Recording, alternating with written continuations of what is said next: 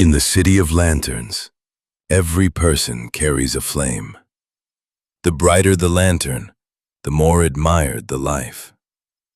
Jack has spent years becoming one of the brightest men in the city, respected, needed, and exhausted. But some lights do not illuminate the soul, they consume it. And when Jack's lantern finally goes dark, he sees what the city has been hiding all along. The ordinary world is never only ordinary. This is Whispers from the Threshold Invisible, brought to you by Gramer Petrullo.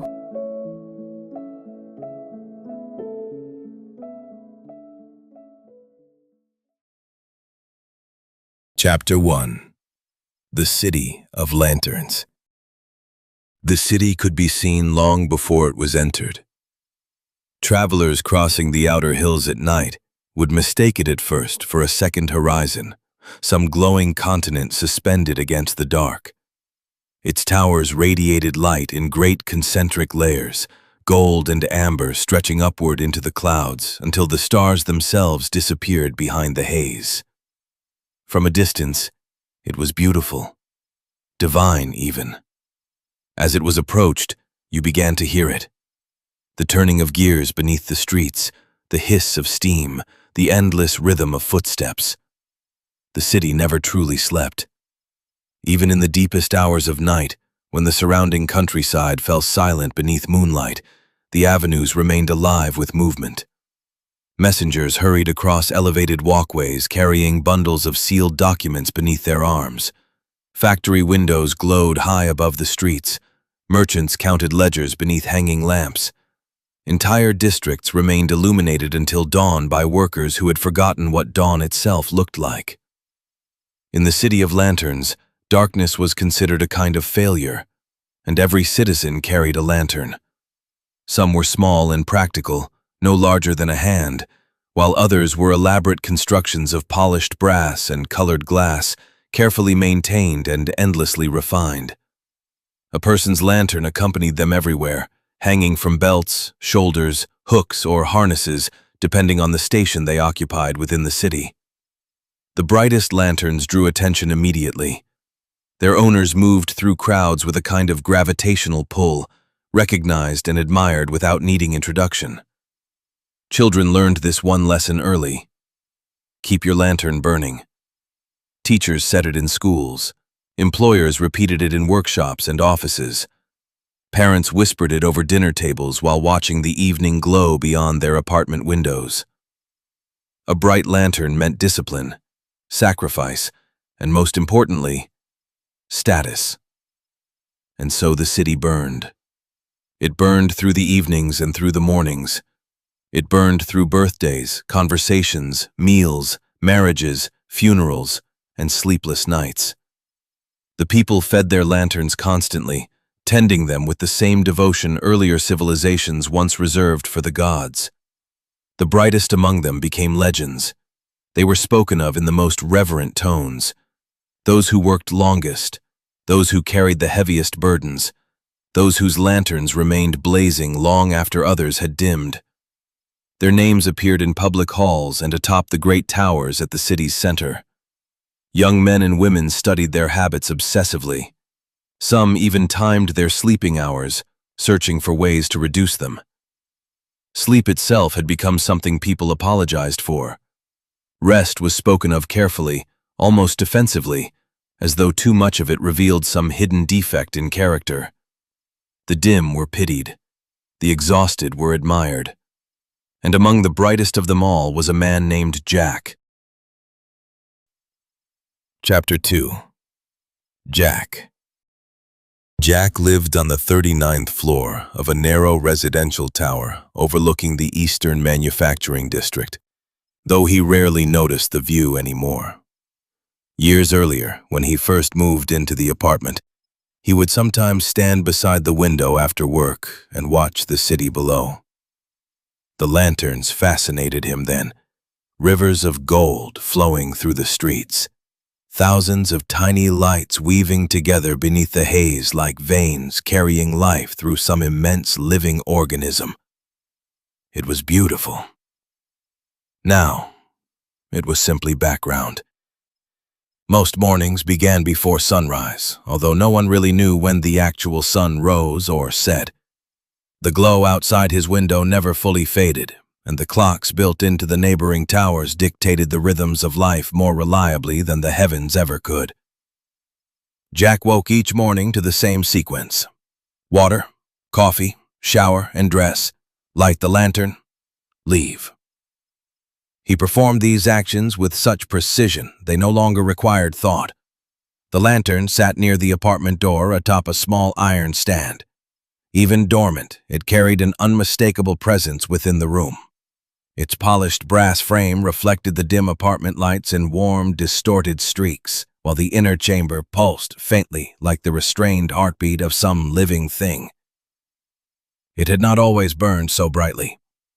That brightness had been earned. Years of discipline, years of sacrifice, years of saying yes when others said no. Jack had built his reputation carefully, invisibly. Longer hours, fewer complaints, extra assignments volunteered for without being asked. While others left work at respectable hours to return home, Jack remained. The right people took notice. Promotions came, and with them, more responsibility. Then came the larger office overlooking the avenue, the invitations to private functions, the public recognition, the subtle change in how people spoke to him once his lantern became impossible to ignore. The brighter the lantern, the more one was trusted. Brightness suggested competence, discipline, endurance. These qualities were generously rewarded by the inhabitants of the city. And Jack, his lantern eventually burned just a little bit brighter than the rest. By the time he reached the lower transit platforms each morning, crowds had already gathered beneath the suspended rail lines. Thousands of citizens stood shoulder to shoulder beneath the amber glow, lanterns swaying gently at their sides like captive stars. Some looked half awake. Others rehearsed conversations quietly to themselves or scanned reports illuminated by handheld lights. No one was ever truly still. The trains arrived with mechanical precision. Doors opened, crowds compressed inward. The city inhaled. Jack barely noticed any of it anymore. People recognized him occasionally, not overtly. The city considered overt admiration somewhat vulgar. But there were glances, subtle acknowledgments, a slight straightening of posture when he entered a room. His lantern carried weight now, and people responded to it instinctively. He would never have admitted how much he enjoyed that. Not the attention itself exactly. The reassurance, the proof. There was comfort in being needed. Comfort in knowing your absence would create problems. Comfort in becoming the sort of person whose lantern remained burning long after others had dimmed for the evening. It made the exhaustion feel meaningful. And Jack was exhausted, almost all the time. Of course, he had long since stopped calling it exhaustion. To do so would imply something was wrong. Instead, he called it responsibility. Chapter 3. The Culture of Brightness. By the standards of the city, Jack had built an admirable life. His apartment was larger now than the one he had rented in his 20s. His office occupied an upper floor in one of the central administrative towers. He ate in restaurants that required reservations months in advance and attended gatherings where the brightest lanterns in the district assembled beneath vaulted ceilings of glass and brass to speak about production quotas, expansion initiatives, and efficiency forecasts in low, confident voices. Years earlier, Jack had imagined these rooms would feel different. He had once believed there would be some unmistakable threshold where effort transformed into arrival, some moment when the striving would finally quiet itself and a deep sense of completion would settle over him permanently. Instead, each achievement seemed only to widen the horizon beyond it. There was always another level, another opportunity, another responsibility, another room filled with brighter lanterns. The city had perfected the art of keeping people in motion. Even its language reflected this. People rarely asked one another how they were doing. The more common question was, "How much are you carrying these days?" And the admired answer was always, "Too much." Citizens spoke proudly of sleeplessness, the way earlier generations might once have spoken of courage. Entire industries had emerged to help people remain awake longer. Cafes operated through the night, serving stimulants strong enough to leave hands trembling against porcelain cups. Pharmacies advertised tonics for endurance, focus, emotional suppression, dream reduction. Public lectures taught optimization strategies for minimizing rest while maximizing output. Bookshelves overflowed with titles promising greater efficiency, sharper discipline, higher performance. The city worshipped resilience with almost religious devotion. No one noticed how frightened everyone had become. To slow down even briefly carried social risk. A dimming lantern invited questions. Questions became concern. Concern became irrelevance. And irrelevance terrified people. Jack understood this instinctively. He saw it in the faces of older workers whose lanterns no longer burned as brightly as they once had.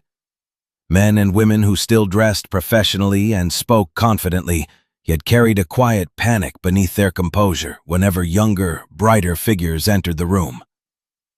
The city moved quickly past those unable to maintain its pace. Jack promised himself he would never become one of them. So he continued accepting more. More oversight, more travel, more expectations, more late nights beneath artificial light while entire weeks disappeared unnoticed around him. At some point, he stopped measuring time in days and began measuring it in completed tasks. One evening, while reviewing reports inside his office long after midnight, Jack became aware of an unusual sound beyond the windows. Rain. He stared at the glass for several seconds before realizing he could not remember the last time he had noticed weather. The realization unsettled him more than he cared to admit. For a brief moment, he simply stood there listening. The city below remained alive as ever. Lanterns moved through the streets in endless streams beneath the storm, each person hurrying toward some obligation waiting in the darkness ahead. No one looked upward. Not even Jack. Not for long. Chapter 4. The Refined Oil. The first time Jack purchased refined oil, he did so almost accidentally. A vendor had opened a small stall outside the eastern entrance of his tower, wedged between a watch repairman and a woman who sold pressed flowers sealed between panes of glass. Jack noticed the stall only because of the line. It curved halfway down the arcade. Men and women in dark coats stood quietly with their lanterns held close, their faces lit from beneath by varying degrees of amber light. No one spoke much. They simply waited, glancing forward now and then with the alert restraint of people pretending not to want something too badly.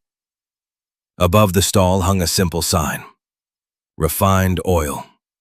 Beneath it, in smaller letters, for those who cannot afford to dim. Jack might have passed by without stopping, but a man from his division stood near the front of the line, a junior analyst named Merrow, whose lantern had recently become the subject of quiet conversation. Only 3 months earlier, Merrow had seemed ordinary enough, competent but unremarkable, a dependable worker with a modest flame and a polite manner. Then his output doubled, then tripled.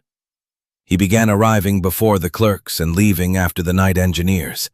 His reports grew sharper, his presentations cleaner, his lantern brighter. People noticed. The city always noticed. Now Merrow stood with his collar turned up against the morning damp, eyes fixed on the vendor's counter while his lantern burned at his side with an intensity Jack had never seen from him before. Jack slowed. He told himself he was merely curious. The vendor was a slender man with silver hair and immaculate gloves. Behind him, Shelves of dark glass bottles stood in precise rows, each filled with liquid that caught the city light and returned it with a faint golden shimmer.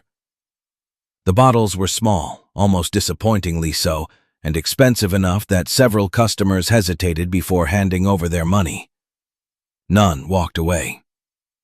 When Jack reached the front, the vendor looked not at his face, but at his lantern.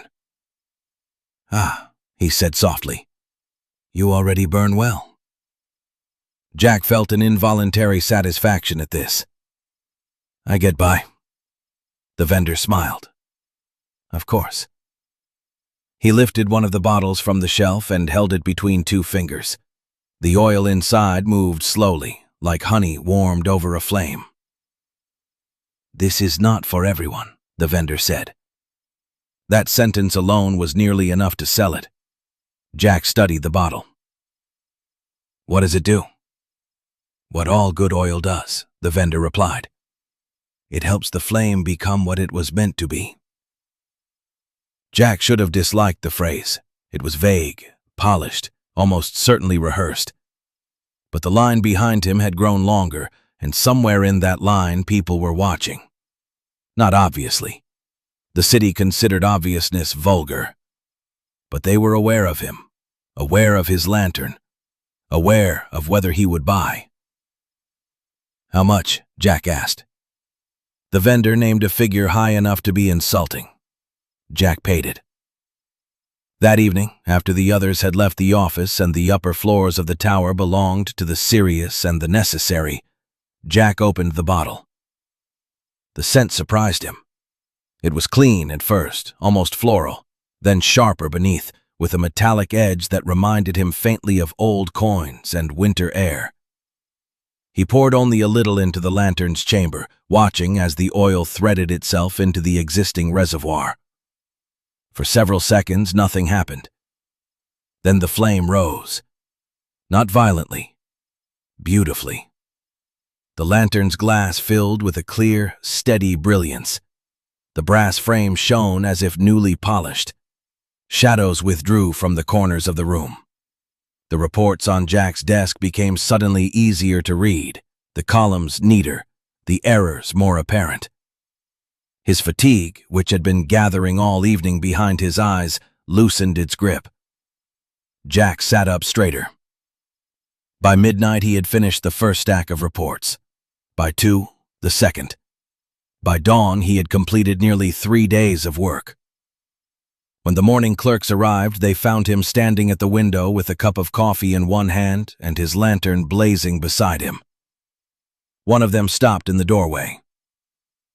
"Long night?" she asked. Jack turned from the glass. "Productive one." By noon, the news had moved quietly through the division. Jack's lantern had changed. No one mentioned the refined oil directly, but several people glanced toward the eastern arcade during lunch. Others found reasons to ask how he was feeling. His supervisor paused beside his desk and gave the lantern a look of restrained approval. "Whatever you're doing," he said, "keep doing it." So Jack did. At first, he used the oil only when necessary. Then necessity expanded. Important meetings required it. Difficult reports required it. Early mornings after late nights required it. Social functions required it too, because brightness mattered there as much as anywhere else, perhaps more. No one wanted to enter a room of blazing lanterns carrying a modest flame. The oil was not addictive in any obvious way. That was part of its genius. It did not make Jack wild or careless. It made him precise, useful, admired. It sharpened his focus and extended his endurance. It gave back to him the version of himself the city valued most. And if the mornings after became harder, if ordinary light began to seem insufficient, if conversations without purpose became more difficult to endure, Jack did not connect these things to the bottle. Why would he? Everyone used something. Some used tonics, some used powders, some used pills dissolved beneath the tongue. Some hired private lantern attendants. Some disappeared twice a week into clinics that promised restoration without rest. Jack used refined oil. There was nothing unusual about it, nothing shameful, nothing dangerous. At least not in the beginning. The only strange thing happened several weeks later, after a night of unusual productivity. Jack had remained in the office until the city's clocks struck 4, preparing a proposal that would determine the future of an entire district. His lantern burned so brightly that its reflection appeared in every window around him, multiplying itself across the glass like a small, private constellation. He felt powerful. Then, while replacing the lantern on its stand, Jack noticed something along the inside rim of the handle. A dark stain. Small. Almost nothing. He rubbed it with his thumb, assuming it was soot. It did not come off. Instead, the stain spread slightly beneath his skin. For the rest of the morning, his thumb carried a faint gray mark just below the nail. By afternoon, he had forgotten about it. Chapter 5. The Man on the Chapel Steps. The gray mark beneath Jack's thumbnail faded by evening. At least, he thought it did. He checked it twice during the train ride home, turning his hand subtly beneath the lantern light while pressed between 2 clerks and a woman asleep on her feet. The stain had become difficult to see unless he knew where to look. A faint shadow under the skin. Nothing more. By the time he reached his district, Jack had decided it was insignificant. The streets near his apartment were quieter than those surrounding the central towers, though they were never truly quiet. Delivery carts rattled across iron grates, lanterns swung from awnings. High above, elevated trains moved in brilliant lines between buildings, their windows filled with pale faces and amber light. Jack walked quickly. He always walked quickly. Even when there was nowhere urgent to be, his body carried the habits of urgency. His shoulders leaned slightly forward. His hand remained close to the lantern at his side. His eyes moved from clock to street crossing to tower entrance with practiced efficiency. That was why he nearly missed the chapel.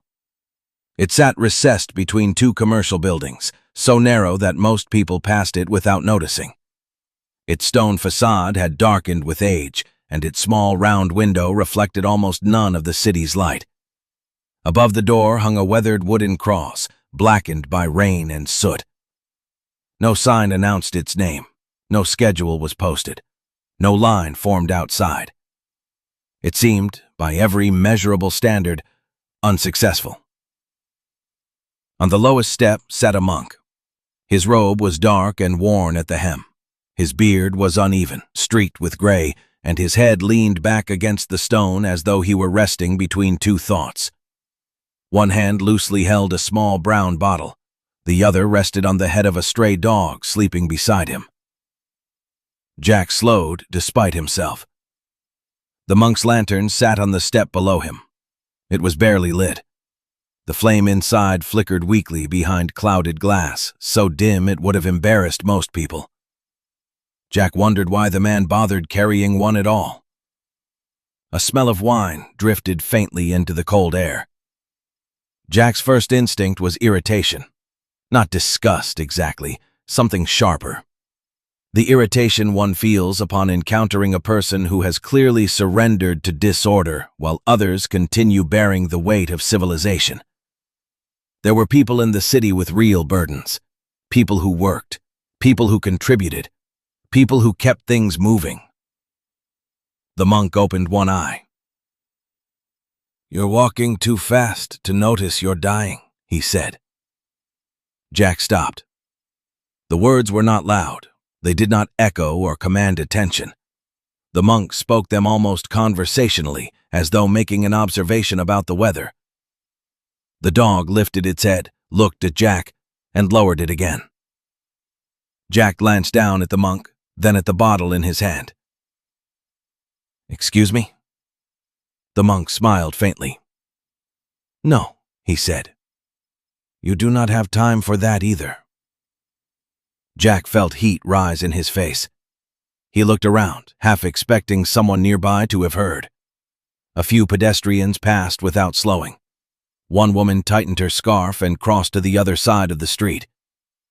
Jack adjusted his grip on the lantern. "You don't know anything about me." The monk's eye drifted toward the flame. "I know what your lantern knows." Jack said nothing. The monk closed his eye again. For several seconds, the city continued around them. Wheels over stone, steam from grates, distant train bells, the constant living hum of all that refused to stop. Jack could have asked what he meant. Instead, he stepped around the sleeping dog and continued home. By the time he reached his tower, he had nearly convinced himself the encounter was meaningless. A drunk monk on the steps of a forgotten chapel. Nothing more. Cities collected such people the way old rooms collected dust. They appeared in corners, accumulated pity, and said strange things to those foolish enough to listen. Still, as Jack rode the lift to the 39th floor, the monk's words returned. "You're walking too fast to notice you're dying." He tried to dismiss the sentence as melodrama, but it had not sounded dramatic. That was the trouble. It had sounded accurate. Chapter 6. The Brighter Flame. Jack did not see the monk again for nearly 2 weeks. This was easier than he expected. The city had a talent for burying strange moments beneath ordinary obligations. A sentence that felt unsettling at midnight could lose its force by morning, especially when morning brought meetings, signatures, schedules, disputes, approvals, and the endless correspondence that seemed to reproduce itself whenever no one was looking. The proposal Jack had prepared during that long night with the refined oil had been well received. Better than well received. It moved quickly through the administrative channels, acquiring importance with every room it entered. Directors praised its clarity. Analysts admired its scope. Supervisors repeated phrases from it in conversations where Jack was not present, which he knew because those phrases eventually returned to him in other people's mouths. Within a week, his name began circulating through the central district. Not loudly. The city rarely praised loudly. It preferred the quieter forms of elevation.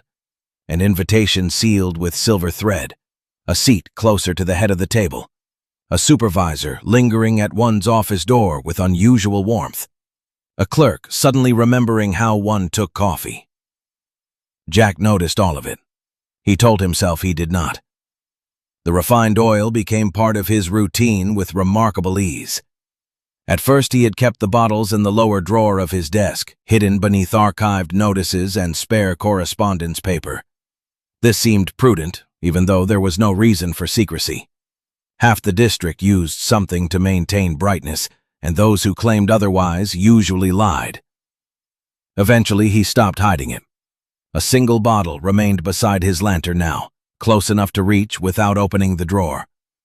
The glass was dark, almost black, though when the light struck it at certain angles, the oil inside gleamed gold. He used less than before, or he believed he did. The smallest amount was often enough to lift the flame. A few drops before an early review, a little more before an evening presentation, a careful measure before public meetings where dozens of lanterns lined the walls like watchful eyes. The results were undeniable. His lantern no longer merely burned. It commanded.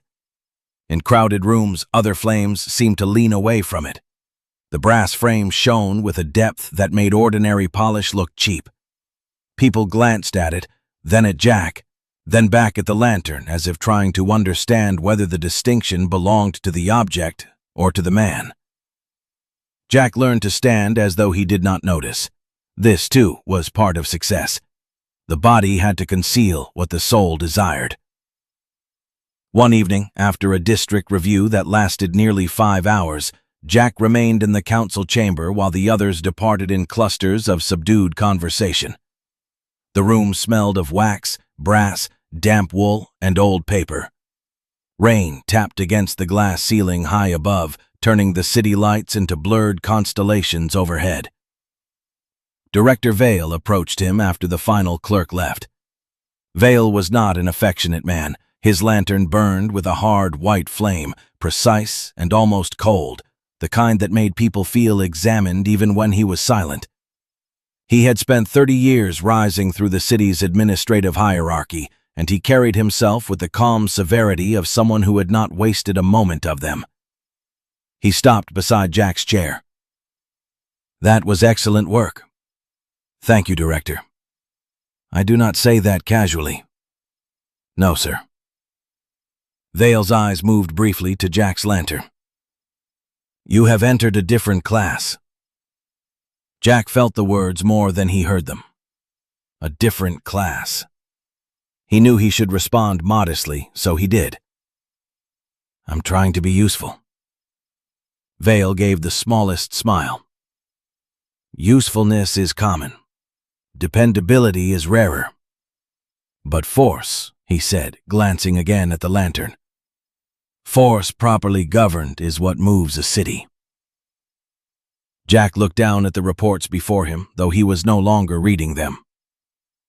"We are considering restructuring the Eastern Office," Vale continued. "There would be considerable responsibility attached to the appointment." Jack's hand tightened around his pen. "I'd be honored to be considered." "You are not being considered," Vale said. "You are being prepared." The sentence struck him with a pleasure so sharp it almost hurt. Prepared. Not merely noticed, not merely praised. Chosen. Vale placed a hand on the back of the chair across from him. "There will be more asked of you." "I understand." "No," Vale said. "You probably don't. But you will." He turned to leave, then paused. "Whatever you are doing," he said without looking back, "do not become sentimental about balance. Balance is the language of those who cannot endure a cent." Then he was gone. Jack sat alone in the council chamber long after the door closed. The rain continued overhead. His lantern burned beside him with extraordinary beauty. For a moment he thought of the monk. "You're walking too fast to notice you're dying." The memory irritated him now more than it disturbed him. It seemed intrusive, almost indecent, that such a man should have any place in the same mind that now held Director Vale's words. A different class. You are being prepared.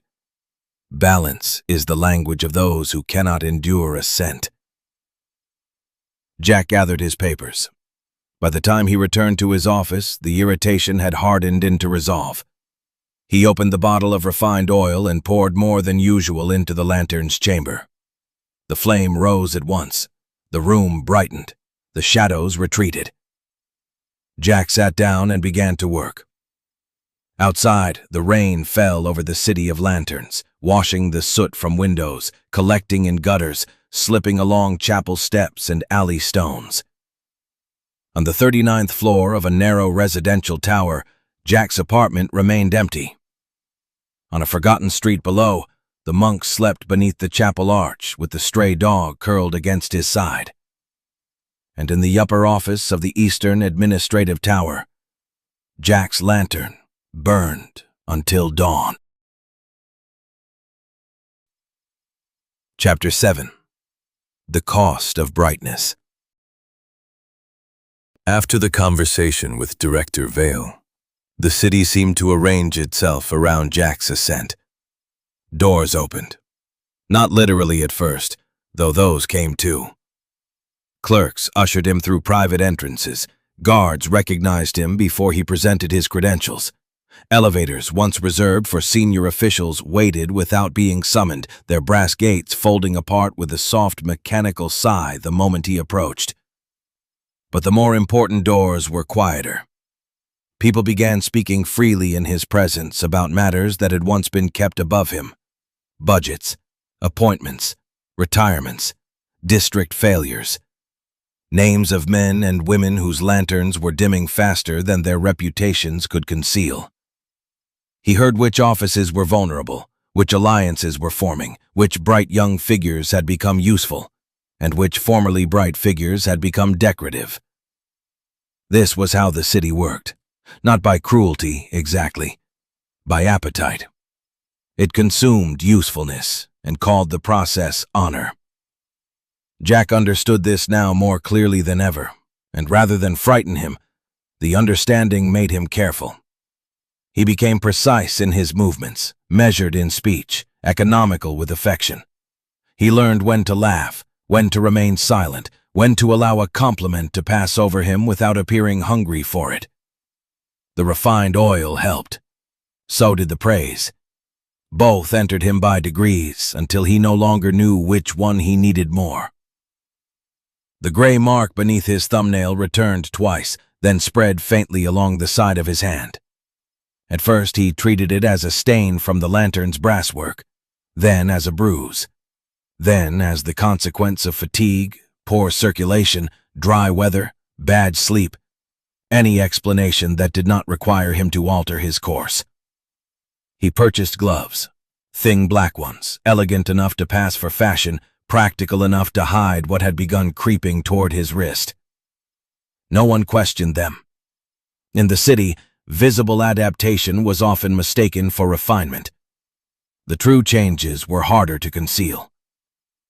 He began forgetting small things, a conversation held that morning, a meal he had apparently eaten, the face of a clerk who had worked on his floor for 7 years, the name of a restaurant where he had once celebrated a promotion. These losses did not arrive dramatically. They slipped away like coins through torn lining. By the time he noticed their absence, they were already gone. Once, returning home after 3 consecutive nights in the office, Jack stood outside his apartment door and could not remember why he had come there. He looked at the number, 3917. The number was correct. His key fit the lock. Inside, the apartment waited for him in perfect order, the bed made, the desk clean, the window reflecting a man in a dark coat with gloves on both hands and a lantern burning beside his knee.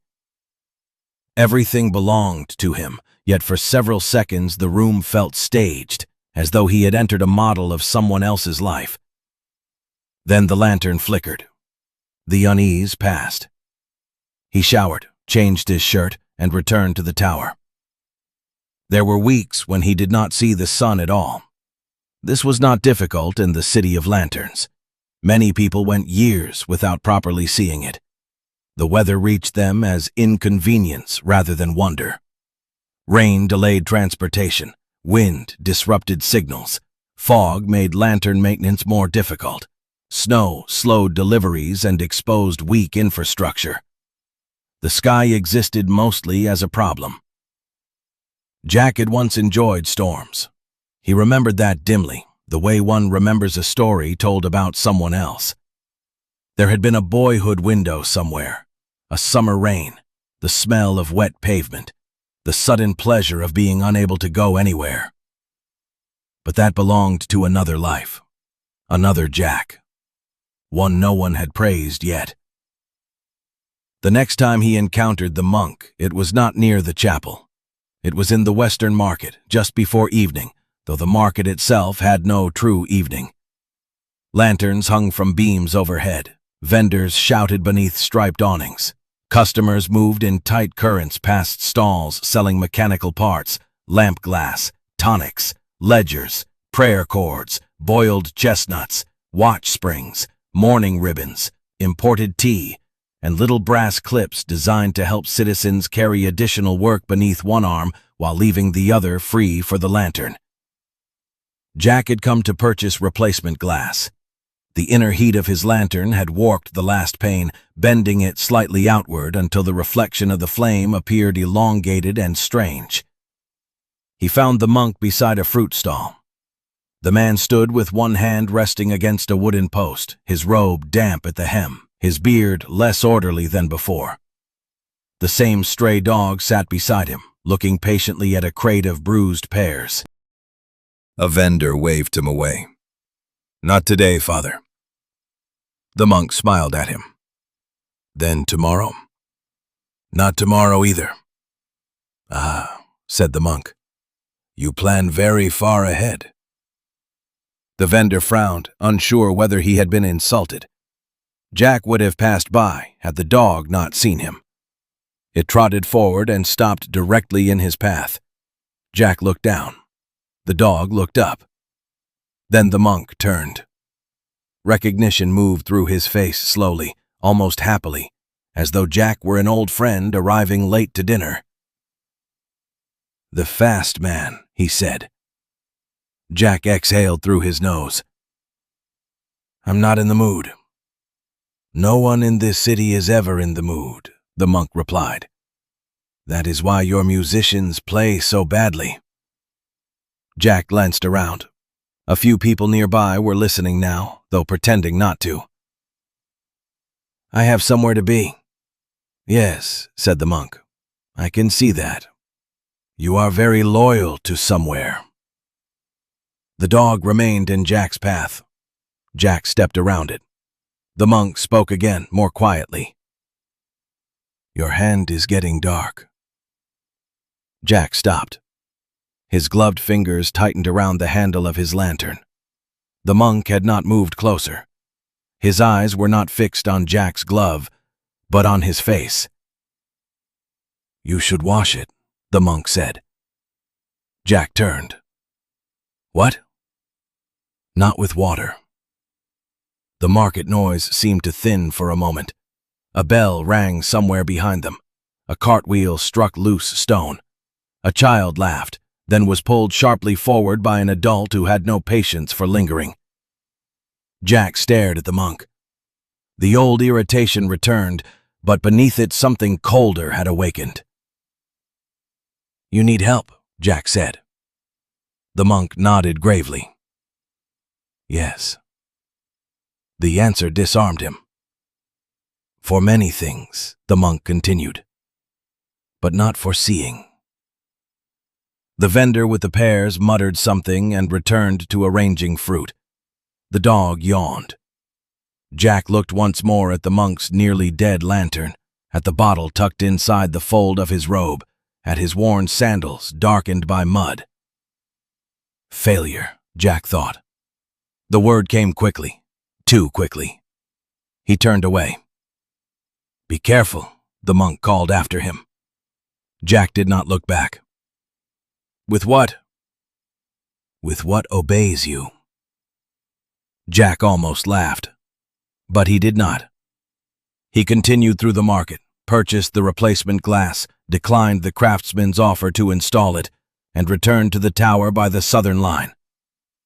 That night, while repairing the lantern in his office, Jack removed his right glove.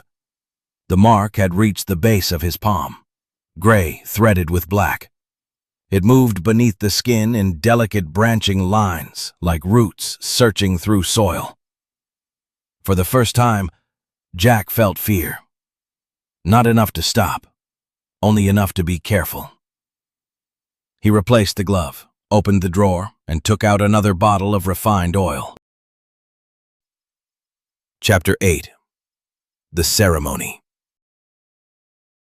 The appointment was announced 3 weeks later.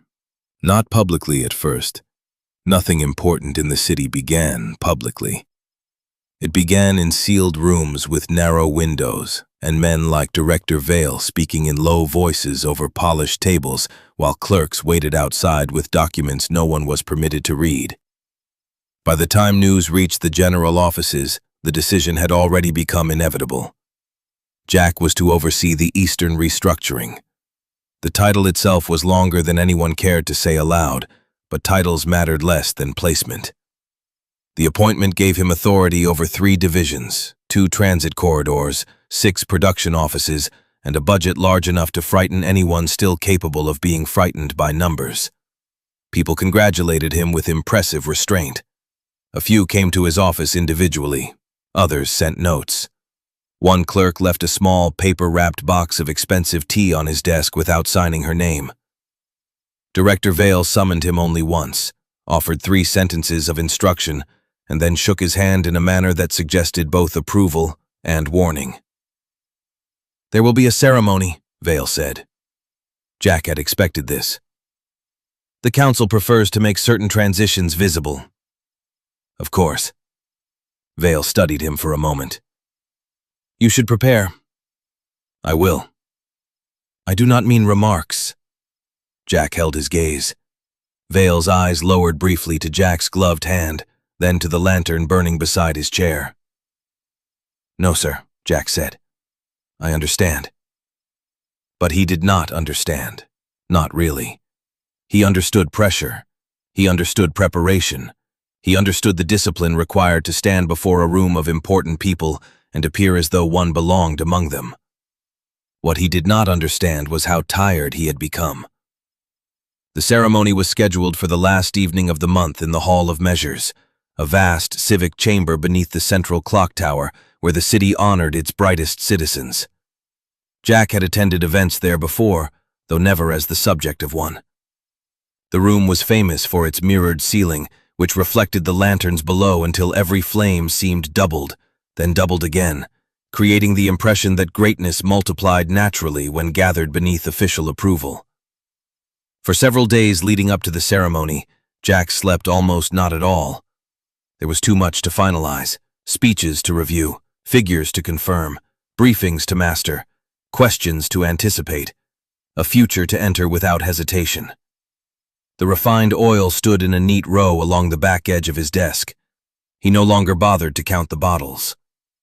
On the morning of the ceremony, Jack woke in his office with his face against an open ledger and no memory of having fallen asleep. His neck ached. One of his gloves lay on the floor beside the chair. For several seconds he stared at it without understanding what it was. Then he saw his hand. The darkness had moved beyond the wrist. Thin black lines branched beneath the skin toward his forearm, delicate and almost beautiful, like winter trees seen at a distance. Jack pulled the sleeve down quickly. His breath came shallow. He stood, walked to the wash basin in the corner, and turned the tap. Cold water struck porcelain. He placed his hand beneath it and scrubbed until the skin reddened. The lines did not fade, not with water. The monk's voice returned so clearly that Jack almost looked toward the door. "You should wash it, not with water." Jack turned off the tap. For a long moment he stood in the office with water dripping from his fingers onto the floorboards. Dawn pressed weakly against the windows, unable to compete with the glow of the lantern still burning on his desk. He should have gone home. He should have slept. He should have found a physician. He should have taken the lantern and thrown it into the river. Instead, he dried his hand, put on a fresh pair of gloves, and opened another bottle of oil.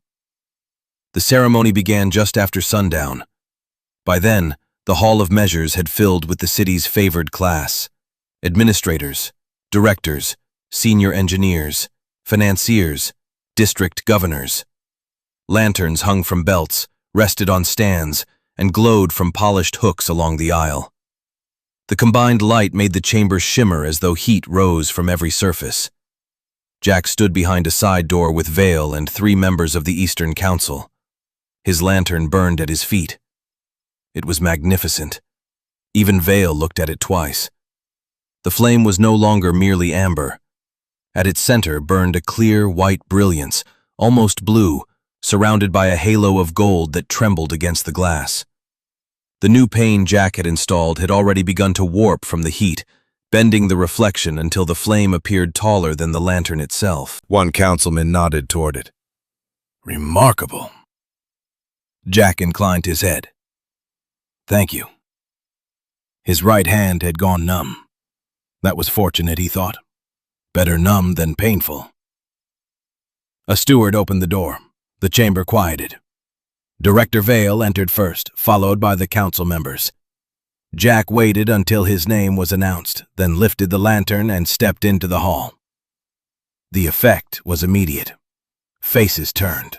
A murmur moved through the room, not loud enough to be impolite, but audible enough to be satisfying. Jack walked the central aisle with measured steps, his lantern casting light over the polished floor. Above him, the mirrored ceiling caught the flame and multiplied it into a burning crown. For one brief moment, Jack felt exactly what he had always imagined a rival would feel like. Weightless, certain, seen. Every hour had led here. Every refusal, every late night, every missed dinner, every unanswered letter, every morning when he had risen before his body was ready, every evening when he had remained after everyone else had gone home. None of it had been wasted. The city had noticed. The city had remembered. The city had opened its doors. He reached the platform and turned. The room stood before him in waves of light. Director Vale spoke first. His remarks were precise, dignified, and mercifully brief. He spoke of discipline, endurance, structural necessity, and the rare individuals capable of bearing burdens without complaint. Jack heard little of it distinctly. Certain phrases reached him as if from underwater. Unusual force, proven dependability, confidence of the council, future of the Eastern District. Then applause. Measured, official applause. Jack stepped forward. He had prepared remarks. They rested in his inner coat pocket, folded twice. He had reviewed them so often he should not have needed the paper, but he reached for it anyway. His fingers did not close properly. For a moment he simply touched the pocket with his gloved hand. The room waited. Jack smiled faintly, as though choosing to speak without notes. "I am grateful," he began. His voice sounded normal. That steadied him. "I am grateful for the confidence placed in me by Director Vale, the council, and by the many offices whose work has made this appointment possible." The first sentences came easily. Then something shifted. Not in the room. In him. A sudden hollow opened behind his ribs, vast and cold. The words before him disappeared, though he was not reading them. He knew there was another sentence. He could feel the shape of it somewhere in his mind, but when he reached for it, there was nothing. Only light. Too much light. The lantern at his feet brightened. Someone in the front row glanced down. Jack continued. "The city has always taught us that responsibility is—" He stopped. Responsibility is what? Honor? Proof? Burden? Virtue? The words scattered. A thin ringing began in his ears.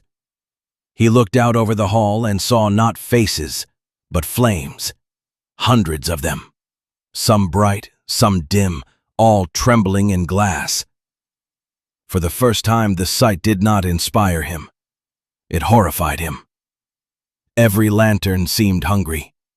A strange smell rose from his own, sharp and metallic beneath the sweetness of the oil. Jack looked down. The flame inside the glass had narrowed into a brilliant spear. The brass handle darkened beneath his glove. Director Vale shifted behind him. "Mr. Jack?" someone whispered. Mr. Jack. The title felt absurd. Jack looked again at the audience, and for an instant the mirrored ceiling above them vanished from his awareness. He saw instead the chapel steps, a sleeping dog, a nearly dead lantern, a monk with wine on his breath saying what no respectable man would say. "You're walking too fast to notice you're dying." Jack inhaled. The air would not enter fully. His right glove split at the seam. Not loudly, just a soft tearing of fabric. Black lines crawled over the back of his hand. A woman in the front row gasped. Then the lantern went out. It did not dim gradually. It died. The hall of measures fell into a darkness so sudden that even the other lanterns seemed to recoil from it. A sound moved through the chamber, fear disguised as confusion. Chairs scraped. Someone called for attendance. Someone else demanded more light. Jack stood on the platform, unable to move. For the first time since childhood, he saw nothing. No reports, no faces, no mirrors, no approval. Only darkness. Then, somewhere high above him, a mechanism groaned. The mirrored ceiling, deprived of his lantern's blaze, no longer reflected the false crown. Beyond its upper glass, through the old smoke-stained skylights of the clock tower, the night opened. Jack looked up. At first he thought something was wrong with his eyes. Small lights trembled in the blackness overhead. Not lanterns, not signals, not windows in distant towers. Stars. Faint, patient, almost impossible. They had been there the whole time. Chapter 9.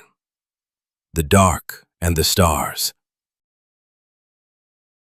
Jack woke to silence. Not ordinary silence, which in the city only meant that some louder machine had paused long enough for quieter machines to be heard. This silence had depth. It gathered around him with an almost physical softness, and for several seconds he did not know whether he had awakened in a room, a tunnel, a memory, or the space beneath all things. His eyes opened slowly. White ceiling, pale walls, a narrow bed, rain against glass. He turned his head and felt pain answer from several places at once. His right arm lay beside him beneath a clean linen sheet. Someone had removed the glove. A bandage covered his hand from knuckle to wrist, wrapped carefully enough to suggest either skill or pity. On a chair beside the bed sat his lantern, extinguished. Without flame, it seemed smaller, almost plain. A brass object with warped glass and a blackened handle. He stared at it longer than he intended, waiting for some feeling to rise in him, panic perhaps, or shame, or the familiar impulse to restore what had been lost.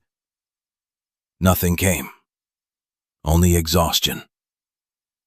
A woman in a gray uniform entered, carrying a tray with a cup of water and a bowl of thin broth. She stopped when she saw his eyes open. "You're awake." Jack tried to answer, but his throat resisted. The woman set the tray down and helped him drink. Her movements were efficient but not unkind. She was older than he first thought, with tired eyes and a lantern clipped to her belt. Its flame was modest, steady, and unremarkable. "Where am I?" Jack asked. "Recovery ward beneath the hall." "How long?" "Since last night." Last night. The words carried no shape. He looked toward the window. The glass was frosted at the lower edges, but through the upper pane he could see a narrow wedge of sky between two civic buildings. Morning, perhaps, or afternoon. The city's light made it difficult to tell. "The ceremony," he said. The woman's face changed in the cautious way faces changed around unpleasant facts. "You collapsed." Jack closed his eyes. Memory returned in fragments. The platform, veil behind him, the room of flames, his gloves splitting, the sudden dark, stars. He opened his eyes again. "My lantern went out." The woman did not answer immediately. "Yes." "Did they see?" Another hesitation. "Yes." He turned his face away from her. There it was, the pain he had expected. Not in his hand, not in his head. Lower, deeper. A humiliation so complete it felt almost clean. There was no strategy available for it, no refined oil strong enough, no explanation clever enough to reverse the fact of what had happened. He had stood before the city's favored class and gone dark. The woman adjusted the blanket near his feet. "You should rest." Jack almost laughed. The word sounded foreign. "Director Vale?" "He came early this morning."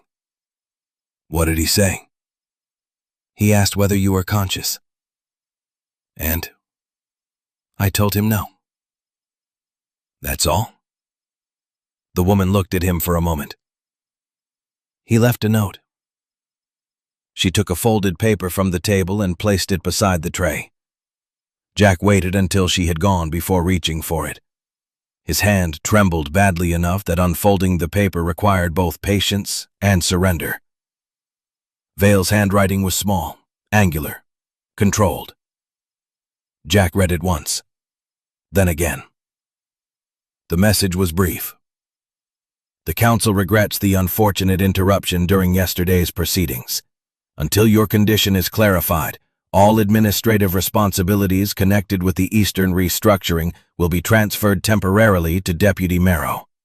You are instructed to recover fully before resuming any civic duties. Further determinations will follow." No signature beyond initials, no personal sentence, no accusation, no comfort. Jack folded the note along its original crease and placed it back on the table.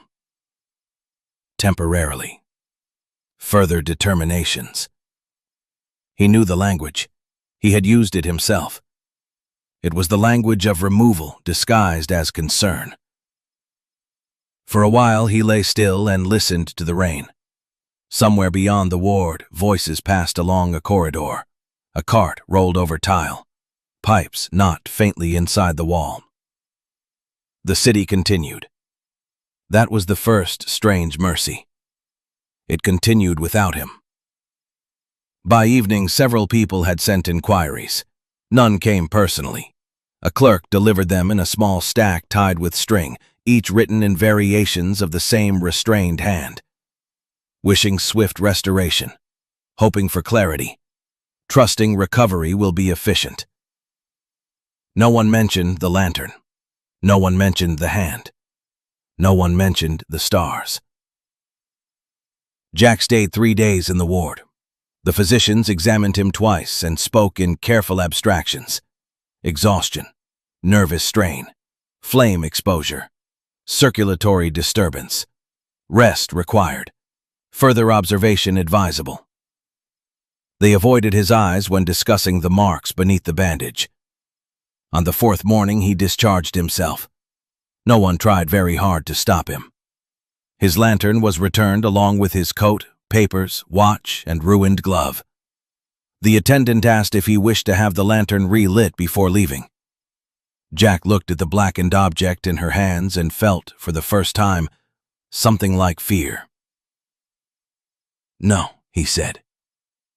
She seemed surprised, but only slightly. He carried it unlit through the lower corridors and out into the morning. The city struck him differently without its glow at his side.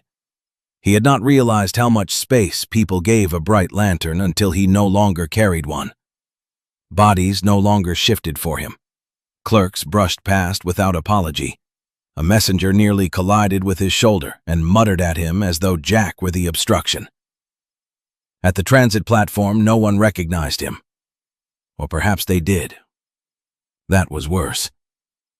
A man from the Western Budget Office saw him near the ticket gate, looked at the dead lantern in his hand, and immediately pretended to study the arrivals board. Jack boarded the train home and stood among strangers. No one made room. No one glanced twice. No one cared whether he sat or remained standing. By the time he reached his district, rain had begun again, thin and cold, turning the streets dark beneath the morning lamps. Jack walked slowly now, though not from peace. His body simply refused its old pace.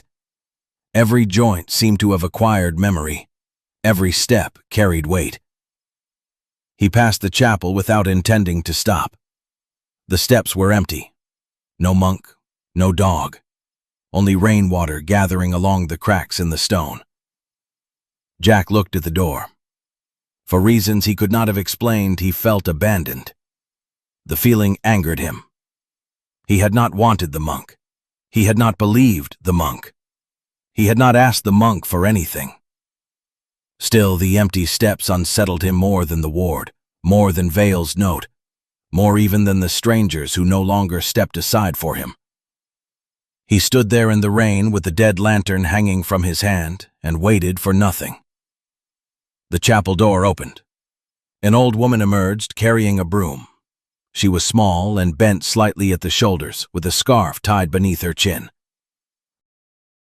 Her lantern burned weakly beside the doorway, sheltered from the rain by a rusted bracket. She looked at Jack. "If you're looking for him, he's not here." Jack hesitated. "I'm not looking for anyone." "Then you found him exactly." She began sweeping water from the top step. Jack remained where he was. The woman glanced at the lantern in his hand. "That one's done. It can be repaired." "Most things can." She swept another line of water into the street. "That doesn't mean they should be put back the way they were." Jack did not answer. "Where is he?" he asked at last. The woman smiled faintly, though not unkindly. "Somewhere being a nuisance, I imagine." "Does he live here?" "No." "Does he work here?" "Not in any way the city would recognize." The answer irritated him, or would have, had he possessed enough strength for irritation. The woman leaned on her broom. "You should go home." "I was going home." "No," she said. "You were going to your apartment." Jack looked at her then. She resumed sweeping. He almost asked what that meant, but the question felt too large for the street, too dangerous for rain and morning traffic and an old woman with a broom. So he continued on. His apartment had not changed. That seemed offensive somehow. The bed remained made. The desk remained clean. The window still looked out over the eastern district where towers glowed through wet air. A cup he had left near the sink before the ceremony sat exactly where he had placed it, dry now, with a ring of dark residue at the bottom. He set the lantern on its iron stand beside the door. For a long while he stood looking at it. Then he walked to the window. Below him, the city moved in endless purpose. Trains, carts, figures beneath umbrellas, lanterns through rain. Thousands of lights carrying thousands of urgent lives toward thousands of necessary tasks. It had once comforted him, that motion. Now it looked like panic. Jack closed the curtains. He removed his coat. Then, because there was nothing else to do and no one waiting for him anywhere, he lay down on the bed in the middle of the day. Sleep did not come quickly. His mind kept reaching for obligations the way a hand reaches for a missing rail in the dark. Reports, appointments, messages, corrections, meetings, the Eastern restructuring, Vale, Marrow. Each thought rose with the old command attached to it. Move, fix, answer, prove. But his body did not rise. Eventually the thoughts thinned. The rain continued against the window. Somewhere below, a dog barked once. Jack opened his eyes. For a moment he thought he was back in the Hall of Measures, beneath the skylight, seeing impossible points of light in the dark. But he was in his own room. The curtains had not been fully drawn. Between them remained a narrow opening, no wider than 2 fingers. Through it he could see a strip of evening sky above the city's haze. There, barely visible, was a star. Just one. Faint enough that it might have been mistaken for dust on the glass. Jack looked at it until his eyes burned. Then, for the first time in many years, he wept without trying to understand why.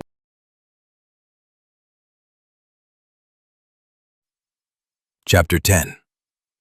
The Return. Jack did not return to the tower the next day, nor the day after. On the third morning, a messenger delivered a formal notice from the administrative office. His responsibilities remained under temporary transfer. His presence was not required. Further instructions would follow. Jack read it once, folded it, and placed it in the drawer where he used to keep the refined oil. The bottles were still there, 5 of them, dark glass, narrow-necked, waiting patiently. The old part of him knew exactly what to do. Relight the lantern, return before the city replaced him completely, explain the collapse as exhaustion, recover the room, recover the title, recover the man everyone believed him to be. His hand moved toward the nearest bottle, then stopped. The black lines on his wrist had faded slightly, but they remained visible, thin as ink beneath parchment. Jack closed the drawer. The sound was small. It felt enormous. In the days that followed, Jack discovered that rest was not peaceful at first. It was humiliating. Every unanswered message felt like accusation. Every idle hour felt like evidence of decline. Without the tower, the meetings, and the admiring glances drawn toward his lantern, Jack did not know how to measure a day. So he measured small things. A cup washed and placed upside down to dry. A meal eaten while sitting down. A walk taken without destination. At first, these acts seemed beneath notice. Then they became difficult. Then, unexpectedly, they became real. A week after the collapse, he found the monk again in the Western Market. The stalls were closing. Rainwater dripped from ropes and canvas awnings. The monk sat on an overturned crate beside the bruised pear stall. The dog slept at his feet. A brown bottle rested near his boot. The monk looked up. "The slow man," he said. Jack almost smiled. "I saw the stars," he said. The monk nodded. "They are difficult to extinguish. I thought the ceiling was breaking. Perhaps it was." Jack looked down at the unlit lantern in his hand. "I lost everything." "No." The answer came too quickly. "You lost what could be taken by a room full of frightened people," the monk said. "That is not everything." Jack had no reply. After a while, he said, "I don't know what to do with the lantern." "Then do nothing." "That seems irresponsible." The monk laughed softly. "To a sick man, medicine often seems irresponsible." "It consumed me." "Yes." "You knew?" "I suspected." "Why didn't you say more?" "I did." Jack remembered. "You're walking too fast to notice you're dying. Your hand is getting dark. Be careful with what obeys you." "I thought you were just drunk," Jack said. The monk nodded. "I am often just drunk." The bluntness unsettled Jack more than denial would have. The monk bit into a bruised pear and chewed slowly. "You wanted wisdom to arrive clean," he said. "Most people do." Jack sat on an empty crate beside him. "What am I supposed to become now?" The monk looked at him. "A man." "That's all?" "That is more than the city knows how to make." 2 days later, Jack returned to the tower. He wore no gloves. His lantern burned again, but modestly. No refined oil, no white brilliance. Just fire enough to see by. His old office no longer belonged to him. His belongings had been placed in 2 boxes. At the bottom of one box were 3 unopened bottles of refined oil. Jack carried them to the wash basin and poured them out, one by one. The oil vanished into the pipes beneath the city. That evening, Jack did not close the curtains. He made tea. He sat beside the window as thousands of lanterns moved through the streets below, each one carrying a person toward something that seemed urgent. The old ache stirred in him, the desire to be summoned, needed, recognized. It did not vanish, but it no longer commanded him. Above the towers, beyond the haze, the first stars appeared. His lantern burned beside him. Small. Steady. Enough. Long after the moment has passed, certain stories remain. Not because they were loud, but because somewhere inside them we recognized something true. A hidden longing, a forgotten courage, a doorway we did not know we were standing beside. This has been Whispers from the Threshold Invisible, brought to you by Gramer Petrullo.